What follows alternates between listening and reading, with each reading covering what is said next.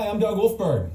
And I'm Steve Worth, and this is HIPAA TV Special Edition, bringing you the latest privacy issues affecting EMS professionals. We keep you informed by covering real-life EMS scenarios involving providers, billers, and others. And we provide proven strategies to deal with the HIPAA issues you face every day. Also joining us is our HIPAA field reporter, Ryan Stark. Thanks, guys.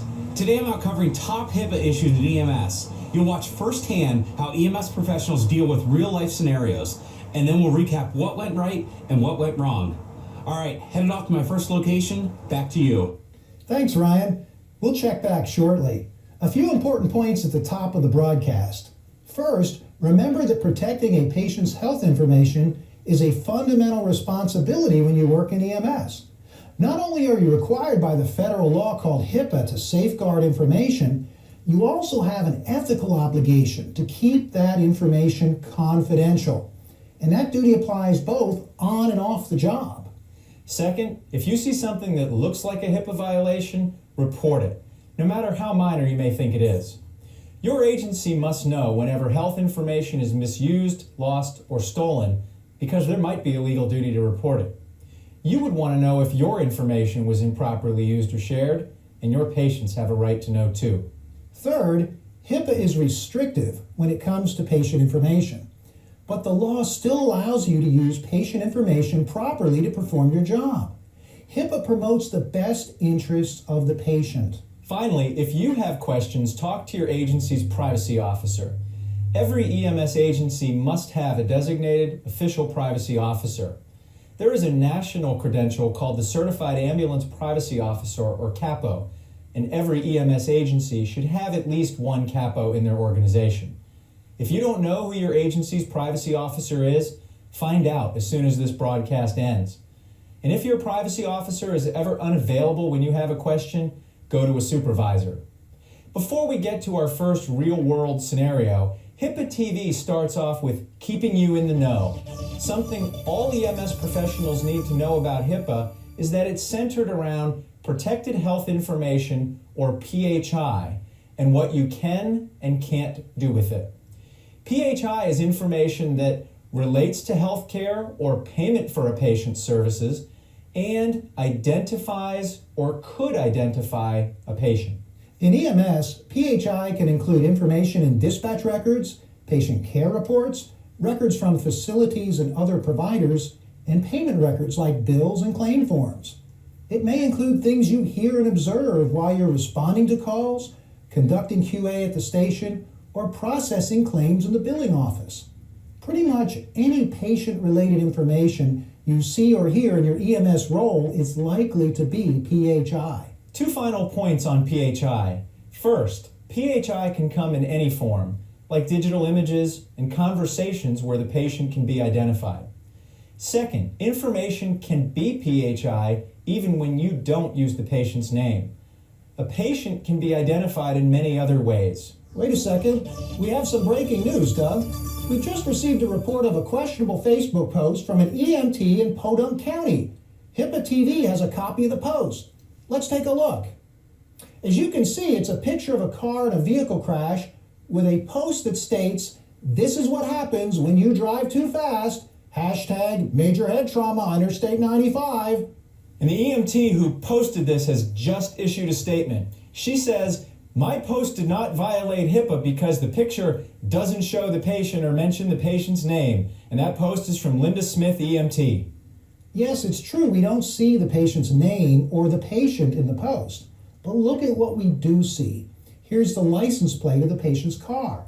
This is considered identifiable information and may be enough for someone to be able to identify a patient. And this hashtag relates to the patient's physical condition and the location of the accident. With one click, you can link to this EMT's Facebook page and see that she works for Podunk County. It's not hard to figure out that she was one of the EMS providers on this call. No doubt. And someone seeing this post could connect this to a police report in a news article naming the driver. The police are not restricted by HIPAA in the same way that healthcare providers are when it comes to releasing health information to the public. Bottom line, this post contains PHI. Remember, Even if you think something doesn't identify a patient, just because it doesn't use their name, it can still be PHI. That's why you should never post anything on the internet about a call. That's right, Doug. Okay, now let's go to our field reporter, Ryan Stark, who is on location in an ambulance service reception area, and he's holding a document. Ryan? Hey, Steve.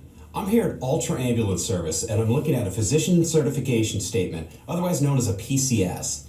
It was faxed from a facility at an Ultra Ambulance. The problem is, this PCS has the name and the logo of Super Duper Ambulance at the top, and Ultra Ambulance has never heard of this patient.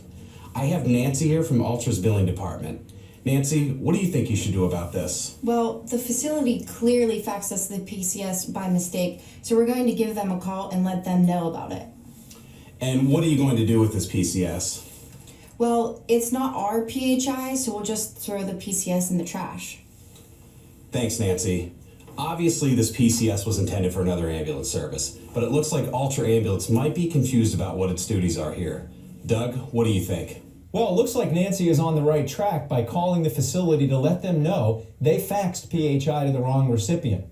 But what about her statement that the PCS is not their PHI, so she can just throw it in the trash? Steve? Well, Nancy has it wrong here. PHI includes information created or received by a healthcare provider, even if the information is received in error. Your agency has a duty to protect records you receive from other healthcare providers, including dispatch records, face sheets, facility records, and reports from other first responder agencies. This is true whether or not that PHI pertains to your patients. That PCS is now Ultra Ambulance's PHI. That's right. And instead of just throwing the PCS in the trash can, it should be shredded when it's no longer needed. Make sure you know when and how to dispose of paper PHI at your agency. And it might be a good idea for the privacy officers of these agencies to discuss how best to handle this innocent mistake. If something like this happens at your agency, report it to your privacy officer. Now it's time for HIPAA TV on your side, where we cover the rules for using and disclosing PHI. As we said, HIPAA is restrictive when it comes to PHI. In fact, you can't use or disclose PHI unless HIPAA specifically says you can. The good news is HIPAA generally allows you to use and share PHI to do the things that are necessary for your job. The three main purposes for which you can use or disclose PHI, even without the patient's permission, are treatment, payment, and healthcare operations. We refer to these as TPO for short. Let's start with treatment. HIPAA allows you to use PHI for any purpose related to patient care. That means you can talk to anyone involved in the patient's care, including providers outside your agency, the patient's spouse, family members, and even non-family members when it's necessary to properly treat the patient. You can also share records and information with anyone who is involved in the care for the patient. HIPAA should never stand as a roadblock for treating the patient. Next up is payment. HIPAA lets you use PHI to file claims with insurers to get paid for services. HIPAA also allows you to follow up and contact people that might be responsible to pay the patient's bill. Finally, the O in TPO stands for operations. HIPAA allows your agency to use PHI for internal activities like quality improvement, licensure, and other things related to the management of your agency. There's only one caveat when disclosing PHI for P, payment, or O, operations purposes. You may only disclose the minimum amount of PHI that is necessary to accomplish the purpose of these disclosures. Now, that restriction doesn't apply to disclosing PHI necessary as part of treating the patient. That's right. Here's a quick, real-world example. If you're reviewing a PCR at the QA committee meeting, you should take out the patient's name and address before giving the PCR to the committee members. It's just not necessary information for performing clinical QA. And here's a good rule of thumb. Anytime you are about to use or disclose PHI, ask yourself, is this for treatment, payment, or healthcare operations? If it's not, you might need to ask your privacy officer whether you can disclose the information. And always follow your agency's policies when using or disclosing PHI. All right, now let's go back on location with our field reporter Ryan, coming to us from the crew lounge of Super Duper EMS. Thanks, Doug. I'm camped out in the back of the crew lounge of Super Duper EMS, awaiting the return of a medic unit from an overdose call. The boyfriend of the paramedic on that call is hanging out right over there, waiting for his girlfriend Julie to finish up her shift. He used to work here, but now he works at another job. Looks like Julie's walking in right now. Hey, you done? Yeah, I'm done. You okay? Yeah. Long night. Had another overdose patient. Yikes, you guys have been getting a lot of those lately. A lot more than when I was here. Yeah, you remember John Smith? The super talented basketball player from East High? Yeah, I actually played basketball with him sophomore year. He OD'd? Yep, it was nasty. He was unconscious right in the middle of 2nd Street. I was the one who gave him the Narcan and brought him out of it. That's crazy. I gotta tell Sam and John. Hey guys, this is Ryan. I'm already back in the HIPAA TV news van, off to my next assignment.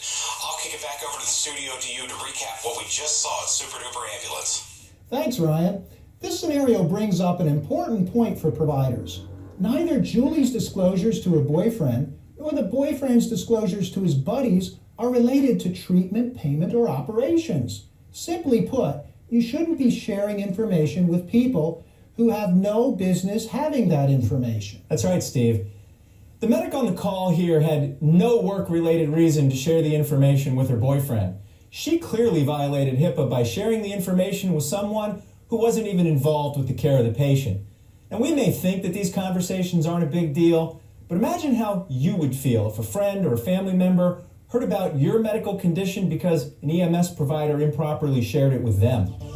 Okay, let's go back now to Ryan, who's on the scene at Memorial Hospital. Ryan, how did you get there so fast? Were you using red lights and sirens? I'm the HIPAA guy, Steve. I don't reveal my secrets, and that's more than you need to know. I'm on scene here at Memorial, where 2 medics are bringing a patient into the ER. The medics are standing in a packed waiting room, and a nurse is approaching them. It looks like some of the patients are waiting within earshot of the conversation. Let's listen in. Hey, what do you have? This is John. He's a 16-year-old male involved in a motor vehicle accident. He was the restrained driver of a Prius that left the road and struck a tree at maybe 20-25 miles per hour. Said he can't remember why the car left the road, but he did self-extricate. Okay, injuries? No reported loss of consciousness, denies any head, neck, or back pain. He does have a deformity to his right wrist, rated at about an 8 out of 10. Gave him 2 milligrams of morphine about 10 minutes ago. He said it helped a lot with the pain, and he's been good the rest of the way in. Okay, I think we're good for now, thanks. Okay, John, let's take a look at that wrist. As you just saw, many times other people are around in EMS. When we're treating patients, whether beyond the scene, in the ER, or even in someone's house. But that doesn't mean it's a HIPAA violation whenever somebody overhears a conversation about the patient. HIPAA allows for incidental disclosures of PHI. If you're doing your job and you need to make a valid treatment-related disclosure about the patient, you're allowed to do that. The medic here was communicating with the nurse for treatment-related reasons and making sure appropriate information about the patient was being conveyed to the hospital. It would be hard to prevent others within earshot from possibly overhearing the medic's report, at least in this situation. Steve, back to you. Our field reporter is certainly moving at warp speed today. This is a good time to remind our viewers that anytime you're providing care and there are others around, you should be aware and take all reasonable steps to minimize the chances of them overhearing PHI. But you can't always prevent others from overhearing everything. And the rule on incidental disclosure says this is not a HIPAA violation as long as you're acting reasonably. Good point. You never know who's listening. And while we're covering incidental disclosures, let's hit on a few other things that HIPAA allows. It's not a HIPAA violation to have 2 patients in one ambulance, even though one might overhear PHI about the other.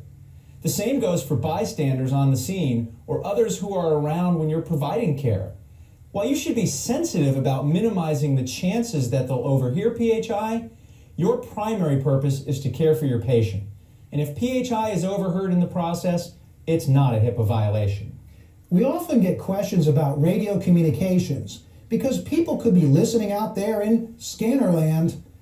HIPAA permits radio communications related to patient care. If you don't need to use the patient's name, then don't. But if the hospital needs to know the patient's name, you can disclose the patient's name over the radio. Just try to avoid that whenever it's not necessary. Speaking of Scannerland, let's talk about disclosing patient information to law enforcement officers. Now, this is a big issue that EMS providers deal with almost every day. And there are a lot of misconceptions about what EMS providers can and can't say to the police. Let's go back live to Ryan, who is now on the scene of a medical emergency at Sunny Park in Pretty City. Yeah, Steve, I'm here in a Pretty City. Had my scanner turned up to 11, and now it's Sunny Park, where EMS providers are tending to a man who is lying on the ground.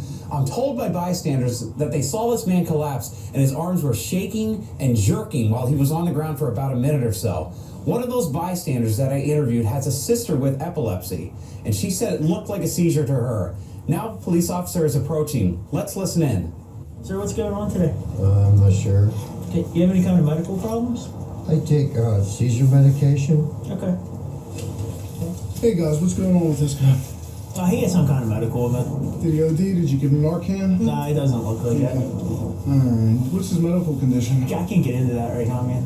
Alright, where are you guys going to take him? Down in the community general hospital. Alright, here's my card. Can you just have him give me a call when he gets out of the hospital? Yeah, absolutely. Alright, thank you. EMS providers are often approached by law enforcement out in the field, and EMS agencies like to maintain a good rapport with the police. But HIPAA limits the disclosures that you can make to law enforcement. EMS providers should remember that they are patient care advocates, not law enforcement agents. The EMT here got it right by not sharing medical information with the officer. There is no indication that a crime was being committed, nor that the patient was a crime victim, where it might be appropriate to share some patient information with the police. Now back to the studio. Thanks, Ryan. HIPAA doesn't apply to the police. That means the police officer wasn't violating HIPAA by asking the EMT for information about the patient. The police can also speak directly to a patient and ask the patient questions about their condition. So, if you have a stable patient and treatment wouldn't be compromised by waiting a minute or two to allow the police officer to speak with the patient, it's not a HIPAA violation to allow the officer to do so. But make sure patient care is always the priority. That's right, Doug. The police can't violate HIPAA, but EMS providers can if they release health information when HIPAA doesn't allow it.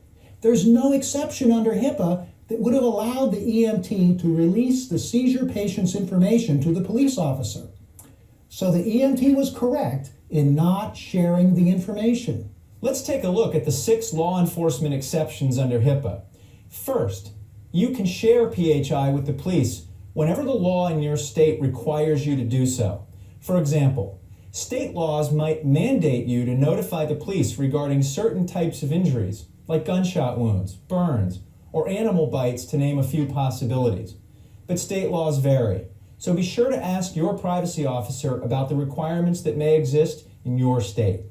Second, you may disclose PHI to the police to help them identify or locate a suspect, fugitive, material witness, or missing person.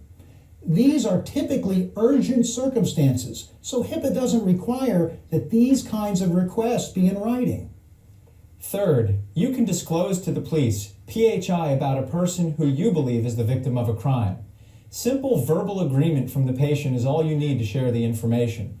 Of course, you should document that the patient gave verbal permission for you to disclose their information to law enforcement.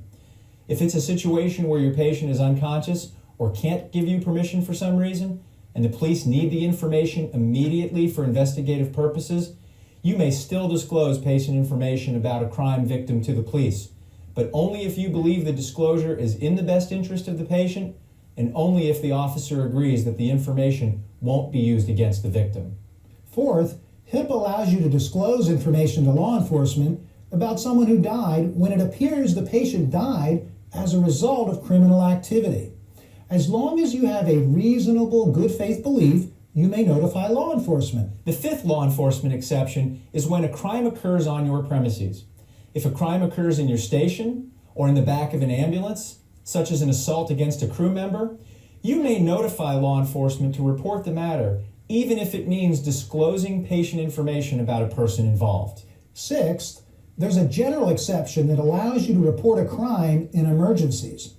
You may let law enforcement know about the commission and nature of a crime, the location of the crime or of the victim, and the identity, description, and location of the perpetrator. When it comes to disclosing health information to law enforcement, there are very specific exceptions under HIPAA. Here are a few tips for dealing with law enforcement. First and foremost, always be a patient advocate. And then only disclose PHI to law enforcement when you know you're required by law to disclose it, or releasing the PHI would prevent imminent harm to someone, or the patient authorizes you to disclose the information. Remember that the police can always speak directly to the patient either at the scene if the patient is stable, or later at the hospital. Now, let's go to the HIPAA TV provider hotline, where EMS providers call in about stories in the world of EMS. We have paramedic Sally Smith on the line, who apparently just clocked out from her shift. She's one of the providers who responded to an accident involving Olympic curling great Stone Brusher. Hey Sally, can you tell us what happened? Hi, Mr. Brusher's car veered off the road and struck a telephone pole on Route 28 southbound. When we got there, it was clear that he was under the influence of drugs. He admitted that to me personally while we were treating him. Sally, do we know what he was on? We think it might have been ice because his pupils were really dilated and he had a rapid heart rate and respirations. Well, we've heard of other curlers using ice as well. Sally, what can you tell us about his injuries? Well, he hit his head on the windshield and he probably has a concussion and numerous facial injuries and a crushed right leg. I'm not sure if he's going to be able to curl again. Why do you say that, Sally? Well, I've been on a lot of calls, and I've never seen a leg in that bad of shape. Wow, thanks Sally. And by the way, thank you for your service to our community. Oh yeah, sure, thank you. Well, shocking news about star Olympic curler Stone Brusher right here on the HIPAA TV provider hotline. Now, in case you viewers are wondering why we didn't stop that call in its tracks, it's because, well, we're the media and we're not covered by HIPAA. That means we didn't violate HIPAA at all during that phone call. In fact, the media can't violate HIPAA. But for Sally, it's a different story. Clearly it is, Doug. EMS providers like Sally are covered by HIPAA. But what about the fact that she was off duty, Steve? Well, that really doesn't matter. You can't disclose PHI you learned in your role as a healthcare provider, even if you're off the clock. Doug, what does HIPAA say about disclosures to the news media? Well, HIPAA prohibits EMS providers from disclosing any patient information to the news media. Now, even if the reporter already had the story cold and called Sally just to confirm that the driver of the car was Stone Brusher, she couldn't do that. Quite simply, HIPAA only permits disclosures of patient information to the news media where the patient specifically authorizes it in writing. EMS providers aren't allowed to give out patient information just because the media asks, and you simply can't volunteer patient information to the news media. Remember, EMS isn't supposed to be about getting your 30 seconds of fame. It's about caring for people. And sometimes patients are in the most vulnerable, compromising, unflattering, or embarrassing positions imaginable. As EMS professionals, we come into people's lives at some of the worst moments of their lives. Well said, Steve. And we're not just talking about national celebrities or curling superstars. The same rules apply to any patient. Quite simply, EMS providers are not allowed to give out this kind of information to the news media. Let's switch gears now and talk about dealing with family members or other people who may be involved in the patient's care. HIPAA doesn't prohibit EMS providers from sharing information with the patient's family members, relatives, close personal friends, or others identified by the patient as being involved in their care. Let's go live now to our field reporter. Ryan? I'm here outside the Smith residence where a patient is being loaded into the ambulance. And the patient's wife is standing nearby, appearing anxious and concerned, and nearly in tears as her husband is being loaded into the ambulance. Let's take a look at what's happening. What's going on with my husband? Can anyone tell me what's happening? Well, we're not sure. We're not doctors, but we think it's a heart problem. Oh my God, is he having a heart attack? Well, I can't say for sure, but we're doing everything we can. We've got him on oxygen, the heart monitor, we started an IV, and we're going to give him some medications en route. Can I ride with him. Of course, you can sit up in the front with me. Often there are family members, friends, and caregivers present when you show up on scene. HIPAA permits you to release information to family members or others involved in the patient's care. Sounds like the providers here got it right. Doug, back over to you. Thanks, Ryan. Yes, it looks that way. HIPAA permits providers to disclose patient information to a relative, friend, or other person involved in the patient's care. This is also true even if it's someone who merely helps the patient with their medical bills. You're allowed to share PHI with individuals if it's relevant to that individual's involvement in the patient's health care or payment for that care. One instance where disclosures to family members are not in the best interest of the patient might be where the patient's injuries may have been inflicted by the family member, such as in a domestic violence situation. That's a good point. And it's okay under HIPAA to let a patient's friend, spouse, or caregiver ride in the ambulance, but make sure that's permitted by your own organization's operational policies. Sometimes folks read more into HIPAA than what it truly requires. HIPAA doesn't prohibit the exercise of common sense, and it certainly doesn't make sense to shut out a patient's spouse from all information about their loved one. You can tell a friend or family member where you're transporting the patient or other information about the patient's location. You can also inform a family member about the patient's condition, like if they have minor or significant injuries. That's right, Steve. If the patient doesn't object, you can interact with those involved in the patient's care. If the patient is physically or mentally incapacitated, then you need to determine if disclosures to those other people is in the patient's best interests. Now let's talk about sharing PHI with first responders and other EMS agencies on scene. Other agencies providing care on scene may share patient information with your EMS agency, and you may share information with them when it's necessary to treat the patient.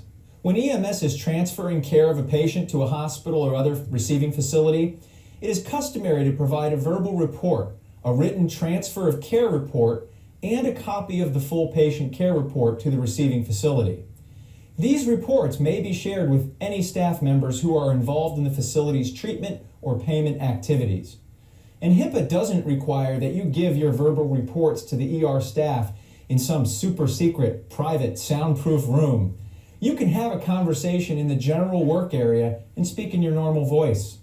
Remember to take whatever reasonable precautions you can to minimize the possibility of the incidental disclosures we talked about earlier in the broadcast. And the same is true when EMS picks up a patient from one facility to transport the patient to another facility. Some facility representatives mistakenly believe that EMS providers are not allowed to look at patient records and that you're there merely to give the patient a ride to the other facility. Some may even tell you, don't look in that envelope, there's confidential patient information in there.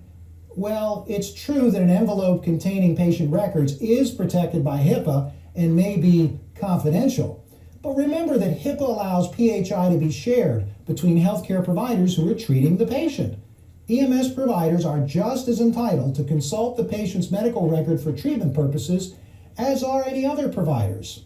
And some of this information may also be helpful to your agency in getting paid for the services you provide.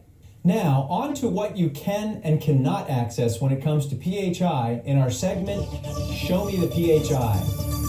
The general rule is that HIPAA permits you to access records for legitimate TPO purposes. Let's go back to our field reporter, Ryan, who is now at Brisk Billing. Hey, Ryan.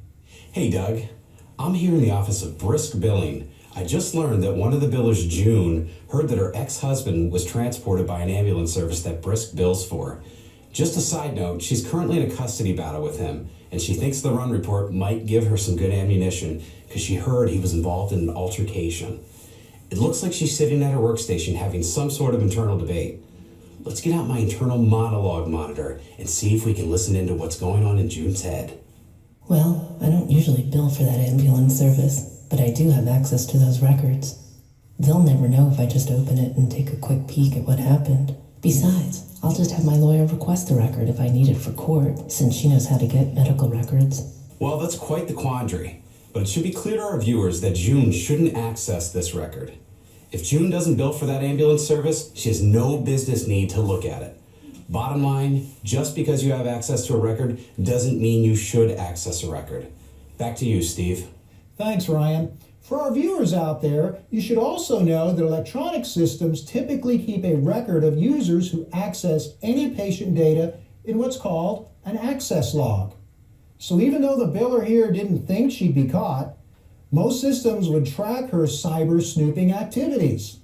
That's a good point. And agencies are required to periodically audit those access logs and to discipline staff members for improper access. Now, unfortunately, snooping and improper access can cost EMS professionals their jobs. It's just not worth it. Don't access a patient's PHI unless you have a legitimate job-related need for it. Now on to workstations and mobile devices. Many EMS providers use tablets in the field to document patient care. Regardless of the device you're using, whether it's a tablet, laptop, or workstation, you should be aware of the security features. Let's talk about security features. First, health information should only be accessed through unique user IDs and passwords. This is how your agency grants and tracks proper access to PHI. And don't share your password. If you do, it's going to look like you were the one who accessed the information if someone else logs in improperly. Second, your agency should have role-based access controls. Most EPCR programs only allow you to see and change data for trips where you were the provider. You should only have access to the PHI you actually need to do your job. And you should only look at records when you have a legitimate work-related need to access the record. Third, devices and workstations should have automatic log-off and lockout features when unattended. Don't leave devices and workstations unattended. Someone could walk off with a mobile device, and unattended workstations can lead to unauthorized access to PHI. Fourth, your agency should also encrypt patient information and only transmit healthcare data over secure channels. These features are usually built into EPCR applications. If you email PHI, your agency should use an encrypted email solution. Finally, your agency should guard against improper storage and downloading practices. Don't download or save patient data or print it out unless you are supposed to for work-related reasons. And PHI does not belong on personal devices. It should only be stored on authorized company devices. Thanks, Doug. In this Show Me the PHI segment, we focus on a patient right that you should know about, the right of access. It's the other side of the HIPAA coin. Patients have the right to access and obtain a copy of their PHI. Let's take a look at exclusive footage obtained from HIPAA TV's Biller Cam. Yes, this is Bob Smith calling. I was taken to the hospital in one of your ambulances on March 2nd this year because I was in a car accident. Hi, Mr. Smith. I'm Mary Money, a certified ambulance coder. I'm happy to help you. I just need to ask you a few quick questions first. Can you please verify some information for us? What is your date of birth? June 12, 1959. Okay, and can you please confirm the last 4 digits of your social security number? 4027. Thank you, and one more question. Can you please confirm the address? 1234 Main Street, East Pundick, Transylvania 12345. Nice job on the biller's part. You should take some precautionary measures to verify the patient's identity before discussing their health information and before giving them a copy of the record. Here, the biller verified the patient's date of birth, the last 4 digits of his social, and his address. And often EMS agencies will have an access request form that they will ask the patient to fill out if the patient wants a copy of the records. That's allowed under HIPAA.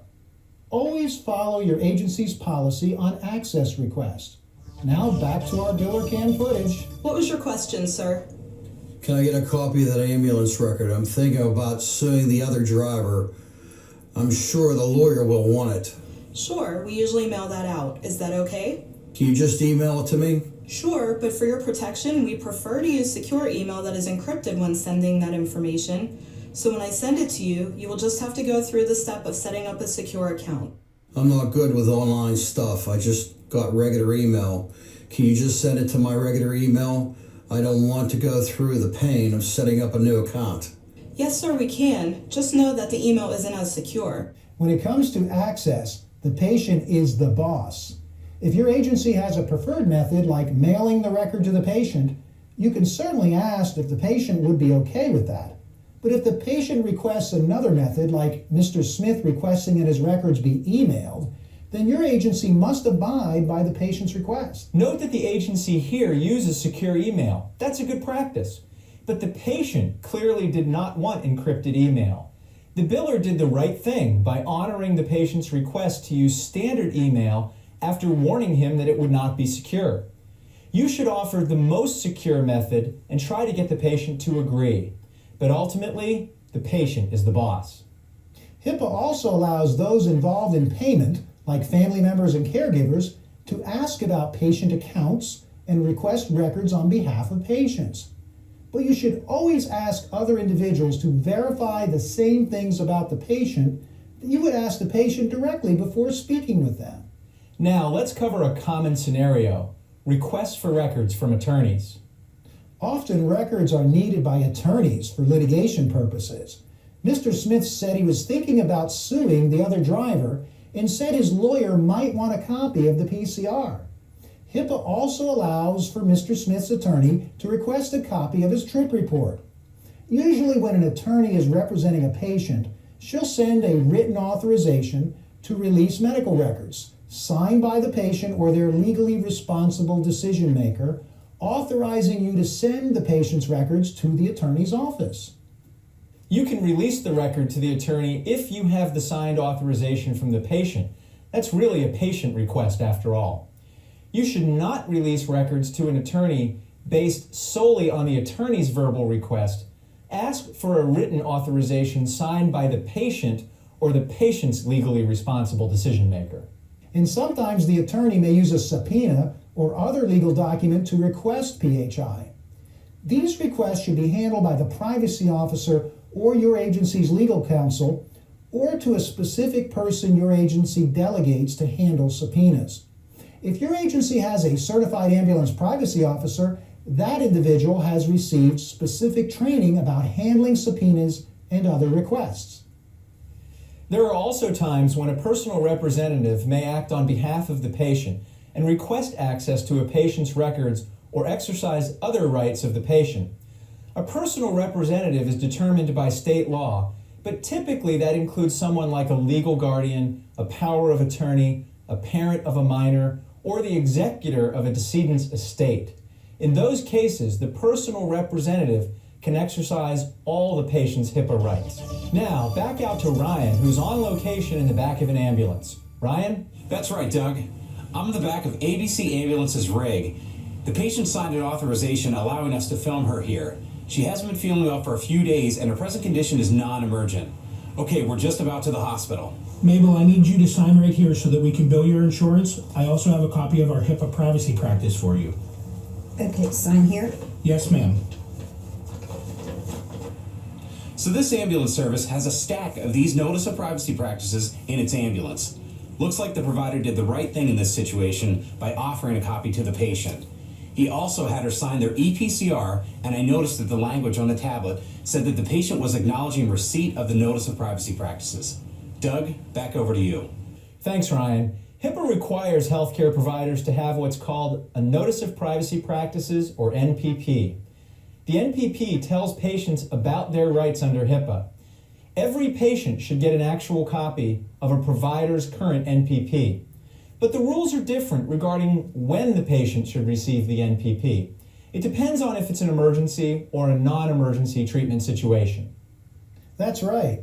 If it's an emergency treatment situation, the patient doesn't have to be given the NPP at the time of service. In other words, if the patient is under duress, unconscious, incapacitated, or having a medical emergency, don't worry about providing the NPP. Just focus on patient care. If there is someone with the patient, such as a family member or a nurse at the hospital, then you can leave a copy of the NPP with them. Just make sure that you document that you provided the NPP to that person. In a non-emergency treatment situation where the patient isn't under duress, then you should give the NPP to the patient at the time of service. just like the provider we just saw. In non-emergency treatment situations, you must also attempt to get a signature from the patient acknowledging that they received your NPP. And as we just saw, usually the same patient signature you get for billing purposes will serve to acknowledge the receipt of the NPP. Most agencies combine those signatures into one, but make sure to check with your agency on how they do it. Sometimes the patient might refuse to take the NPP, and you can't force them to take a copy. If they refuse the NPP, just document that. In our experience, most patients are able to sign a signature form at the time of service.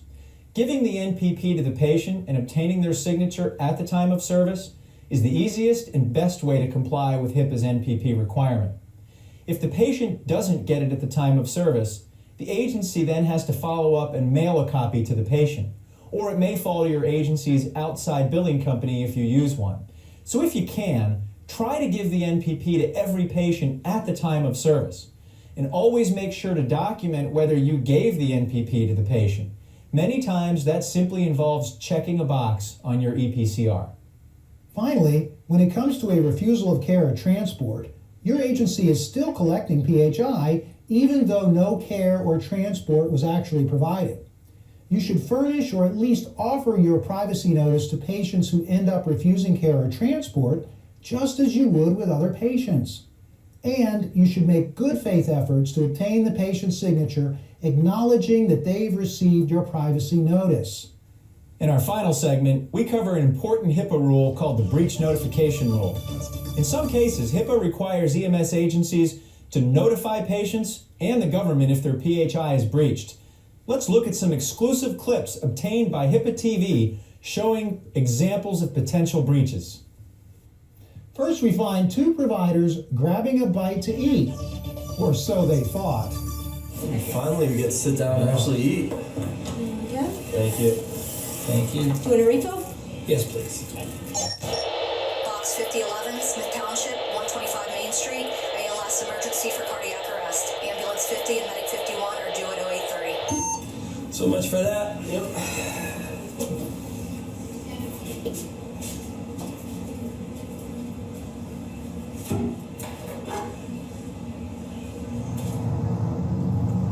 I forgot the tablet.